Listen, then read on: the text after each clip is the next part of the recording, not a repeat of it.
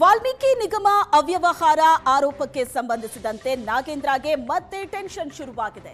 ಜನಪ್ರತಿನಿಧಿಗಳ ಕೋರ್ಟ್ನಲ್ಲಿ ನಾಗೇಂದ್ರ ನಿರೀಕ್ಷಣಾ ಜಾಮೀನು ಅರ್ಜಿ ಇದ್ದು ಅದರ ಆದೇಶ ಪ್ರಕಟವಾಗಲಿದೆ. ಜನಪ್ರತಿನಿಧಿಗಳ ಕೋರ್ಟ್ನಲ್ಲಿ ನಾಗೇಂದ್ರ ನಿರೀಕ್ಷಣಾ ಜಾಮೀನು ಅರ್ಜಿ ಹಾಕಿದ್ದಾರೆ. ಇವತ್ತು ಸಂಜೆ ಆದೇಶವನ್ನ ಕಾಯ್ದಿರಿಸಿದೆ ಜನಪ್ರತಿನಿಧಿಗಳ ಕೋರ್ಟ್. ನಾಗೇಂದ್ರಗೆ ನಿರೀಕ್ಷಣಾ ಜಾಮೀನು ನೀಡಬಾರದು ಅಂತ ಸಿಬಿಐ ವಾದ ಮಾಡಿರೋದು. ಸಿಬಿಐ ತನಿಖಾಧಿಕಾರಿಯಿಂದಲೇ ಕೋರ್ಟ್ನಲ್ಲಿ ವಾದ ಮಂಡನೆ ಆಗಿದೆ.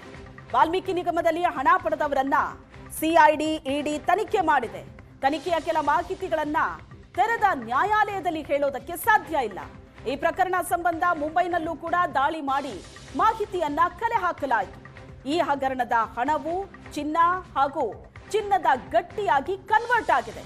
ಈ ಪ್ರಕರಣದ ಹಿಂದೆ ನಾಗೇಂದ್ರ ಅವರ ಸಹಚರರು ಭಾಗಿಯಾಗಿದ್ದಾರೆ. ವಾಲ್ಮೀಕಿ ಹಗರಣ ಪ್ರಕರಣದಲ್ಲಿ ಕೆಲವು ಬೋಗಸ್ ಕಂಪನಿಗಳು ಭಾಗಿಯಾಗಿದೆ. 2 ಸೂಟ್ ಕೇಸ್ ದಾಖಲೆ ತೋರಿಸಿ ತನಿಖಾಧಿಕಾರಿ ವಾದವನ್ನ ಮಂಡನೆ ಮಾಡೋದು. ಜಾಮೀನು ಅರ್ಜಿಯನ್ನ ಹಾಕಿದ್ದಾರೆ. ಅದರ ಆದೇಶ ಕಾಯ್ದಿರಿಸಲಾಗಿದೆ. ಇವತ್ತು ಸಂಜೆ ಆದೇಶ ಹೊರಬೀಳಬಹುದು.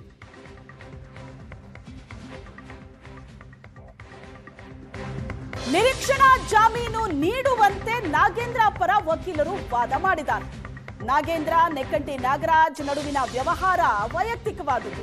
ಸಿಬಿಐ ಆರೋಪಿಸ್ತಾ ಇರೋ ಟೆಂಡರ್ನಲ್ಲಿ ಅವ್ಯವಹಾರ ನಡೆದೇ ಇಲ್ಲ. ಈ ಪ್ರಕರಣದಲ್ಲಿ ನಾಗೇಂದ್ರ ತನಿಖೆಗೆ ಸಹಕಾರ ನೀಡೋದಕ್ಕೆ ಸಿದ್ಧರಿದ್ದಾರೆ. ನಿರೀಕ್ಷಣಾ ಜಾಮೀನು ನೀಡಬೇಕು ಅಂತ ನಾಗೇಂದ್ರ ಪರ ವಕೀಲರು ಮನವಿ ಮಾಡಿದ್ರು. ನಾಗೇಂದ್ರ ಜಾಮೀನು ಆದೇಶ ಸಂಜೆಗೆ ಕಾಯ್ದಿರಿಸಿದೆ ಕೋರ್ಟ್.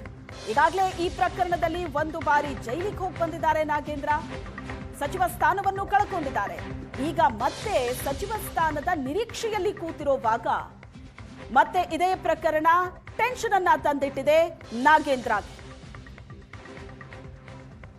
ಈ ಬಗ್ಗೆ ಹೆಚ್ಚಿನ ಡೀಟೇಲ್ಸ್ ಅನ್ನ ಕೊಡ್ತಾರೆ ನಮ್ಮ ಪ್ರತಿನಿಧಿ ರಮೇಶ್ ಸಂಪರ್ಕದಲ್ಲಿದ್ದಾರೆ.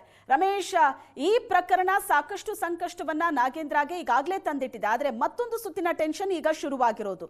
ಸೊ ಕೋರ್ಟ್ನಲ್ಲಿ ಜಾಮೀನು ಅರ್ಜಿಗಾಗಿ ಏನೆಲ್ಲ ವಾದ ಪ್ರತಿವಾದ ನಡೀತು, ಏನಾಗ್ಬೋದು?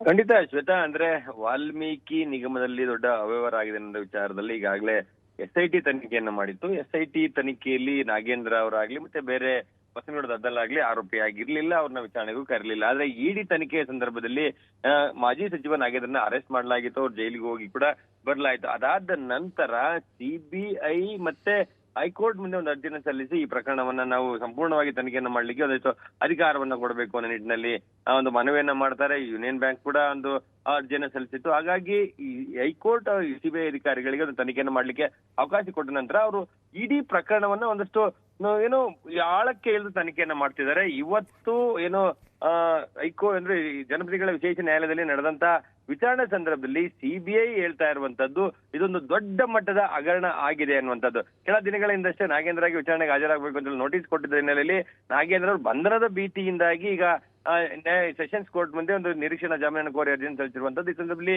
ಸಿಬಿಐ ಹೇಳಿದಂತ ಒಂದಷ್ಟು ವಿಚಾರಗಳನ್ನ ಗಮನಿಸ್ತಾ ಹೋದ್ರೆ ಇಲ್ಲಿ ಕೇವಲ ಇಡಿ ಮತ್ತೆ SIT ತನಿಖೆ ಮಾಡಿರುವಂತದ್ದು ಅಷ್ಟೇ ಅಲ್ಲ, ಅದರಿಂದ ಆಚೆಗೆ ಇನ್ನೊಂದಷ್ಟು ಅಂಶಗಳು ಇದೆ ಅನ್ನುವಂಥದ್ದು. ಅದರಲ್ಲಿ ಕೆಲವು ಈ ನಿಗಮದ ಟೆಂಡರ್ ನಲ್ಲಿ ಅವ್ಯವಹಾರಗಳಾಗಿದೆ ಅನ್ನುವಂಥದ್ದು, 4 ಟೆಂಡರ್ ನಲ್ಲಿ ಅವ್ಯವಹಾರ ಆಗಿದೆ ಅನ್ನುವಂಥದ್ದು. ಆದ್ರೆ 2 ಟೆಂಡರ್ ನಲ್ಲಿ ಸಾಕಷ್ಟು ಅವ್ಯವಹಾರ ಆಗಿದೆ ಅಂತ SK ಲಾಜಿಸ್ಟಿಕ್ ಅನ್ನುವಂತ ಒಂದು ಕಂಪನಿಯ ಜೊತೆಗಿನ ವ್ಯವಹಾರದಲ್ಲಿ ಕೂಡ ನಾಗೇಂದ್ರ ಅವರ ಆಪ್ತರಿಗೆ ಹಣ ಕಿಕ್ ಬ್ಯಾಕ್ ಆಗಿ ವಾಪಸ್ ಬಂದಿದೆ ಅನ್ನುವಂಥದ್ದು. ಮತ್ತೆ ಸದ್ಗುರು ಎಜುಕೇಶನ್ ಟ್ರಸ್ಟ್ ಮೂಲಕ ಒಂದಿಷ್ಟು ಸ್ಕಿಲ್ಸ್ ಟ್ರೈನಿಂಗ್ ಏನು ಕಾರ್ಯಕ್ರಮವನ್ನು ಮಾಡ್ತಾರೆ, ಅದರಲ್ಲಿಯೂ ಕೂಡ ಅವ್ಯವಹಾರಗಳಾಗಿದೆ ಅನ್ನುವಂಥದ್ದು. ಈಗ ವಾಲ್ಮೀಕಿ ನಿಗಮದಲ್ಲಿ ಅಂದ್ರೆ ಹೈದರಾಬಾದ್ಗೆ ಹೋಗಿ ಹಣ ಏನು ವಾಪಸ್ ಕೆಲವರಿಗೆ ಬರ್ತದೆ, ಆ ಹಣ 89 ಕೋಟಿಯ ಅವ್ಯವಹಾರವನ್ನ ಹೊರತುಪಡಿಸಿ ಇನ್ನೂ 14 ಕೋಟಿ ಅವ್ಯವಹಾರಗಳು ನಡೆದಿದೆ ಅನ್ನುವಂಥದ್ದು. ಹಾಗಾಗಿ ಕೆಲವೊಂದಷ್ಟು ವಿಚಾರಗಳನ್ನ ಈ ಓಪನ್ ಕೋರ್ಟ್ ಅಲ್ಲಿ ನಾವು ಹೇಳಲಿಕ್ಕೆ ಸಾಧ್ಯ ಇಲ್ಲ.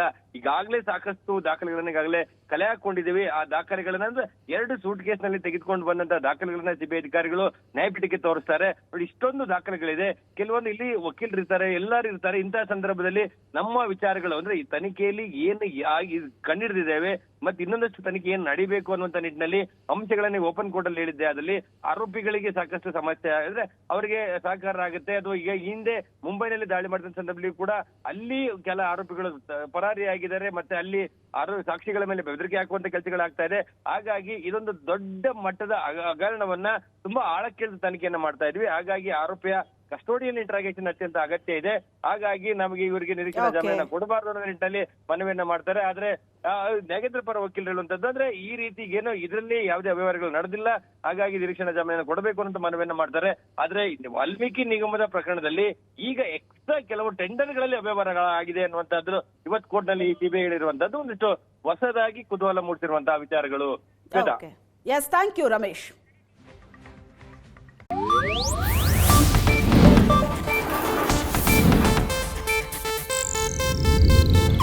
ಇದು ಏಷ್ಯಾನೆಟ್ ನ್ಯೂಸ್ ನೆಟ್ವರ್ಕ್ ಪ್ರಸ್ತುತಿ.